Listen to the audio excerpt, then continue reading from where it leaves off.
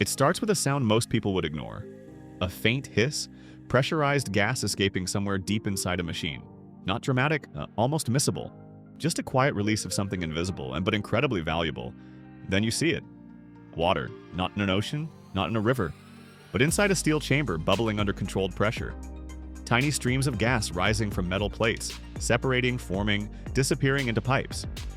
What you're looking at is one of the most important reactions in the modern energy system, because inside that chamber, water is being turned into fuel. And this week, something changed, not in theory, not in a lab, but in the real world. In Canada, a 275 megawatt hydrogen system was commissioned. In Spain, a 300 megawatt industrial scale project moved forward.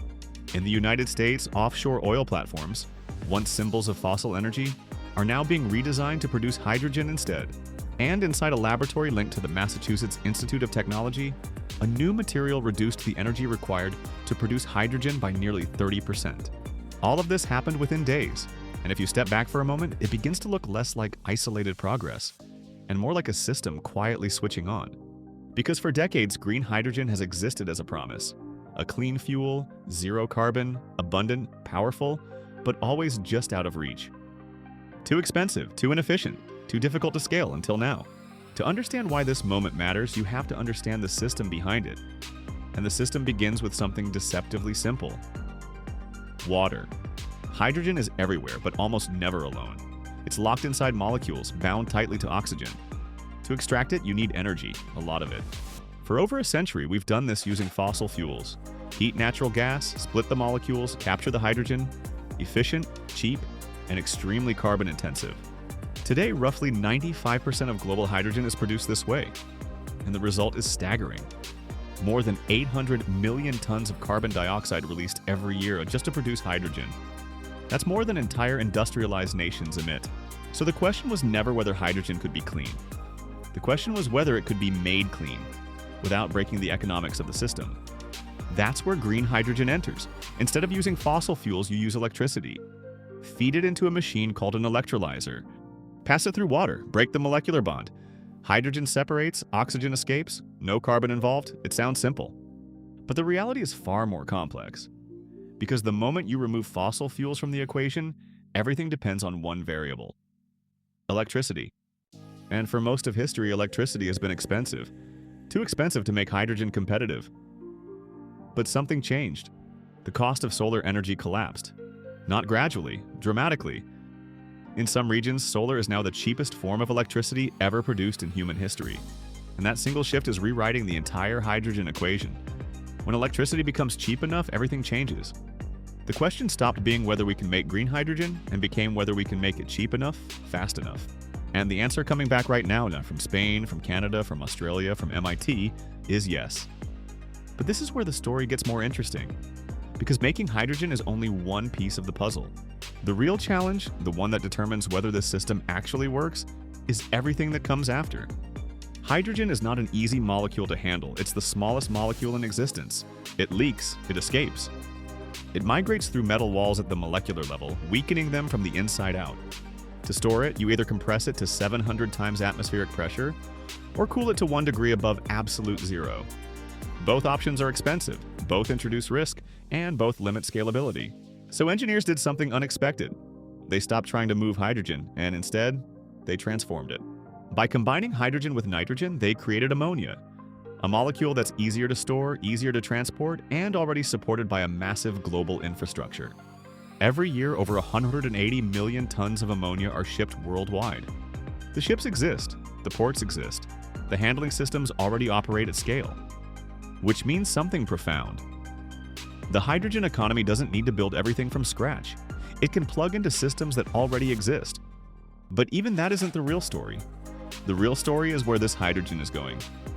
Because despite all the excitement, hydrogen is not competing with batteries. It's solving a completely different problem. Heavy industry, steel, shipping, aviation, fertilizer. These are sectors that require intense heat, continuous energy, and chemical transformation. Things batteries simply cannot deliver at scale. A blast furnace doesn't need electricity, it needs heat. Thousands of degrees of it. And hydrogen can provide that. In steel production, hydrogen can replace coal. In fertilizer production, it can eliminate the need for natural gas. In aviation, it can be converted into synthetic fuels that work with existing engines, no modification required. This is where the stakes become real. Because steel production accounts for 7% of all global CO2 emissions, aviation, another 2%. Shipping, 2.5%. Fertilizer, 1.4%. These industries are responsible for a massive share of everything we emit. And without a solution like hydrogen, they don't decarbonize at all. But this is where the story starts to break. Because building a hydrogen plant is not the same as running one. And most of them will never run the way they were designed. On paper, everything works. You take cheap solar power, feed it into an electrolyzer, produce hydrogen at scale, ship it, sell it, decarbonize industry. But reality doesn't behave like a spreadsheet. Solar power doesn't run 24 hours a day. Wind doesn't blow on demand. Electricity prices fluctuate by the hour, and electrolyzers only make economic sense when they run consistently. This creates a problem most models ignore: utilization, because a hydrogen plant designed to run at 80% capacity might actually run at 30 or 40 or less. And when that happens, the cost of hydrogen doesn't increase slightly, it explodes. A project that looked viable at $2 per kilogram suddenly becomes $5 to $6 or higher. And at that point, the entire business case collapses. Not because the technology failed, but because the system around it couldn't support it. And this is where most hydrogen projects quietly die. Not in public, not in headlines, but before they ever reach final investment decision. Financing disappears. Offtake agreements fall through. Infrastructure isn't ready. Grid connections are delayed. Permits take too long. And what looked like a breakthrough never becomes a project. This is the hidden layer of the hydrogen economy, the part that determines who survives. Because the companies that win are not the ones with the best technology. They're the ones that solve for utilization. The ones that align energy supply, infrastructure, demand, and financing into a system that actually works under pressure. Because hydrogen doesn't fail in the lab, it fails in the real world. So now you have the full picture: cheap renewable electricity, electrolyzers converting water into hydrogen, ammonia enabling global transport, industrial demand waiting on the other side, and a system that looks complete until you stress it. Because there's one final layer, and it's the one that determines who wins: scale. Because every major economy is now moving.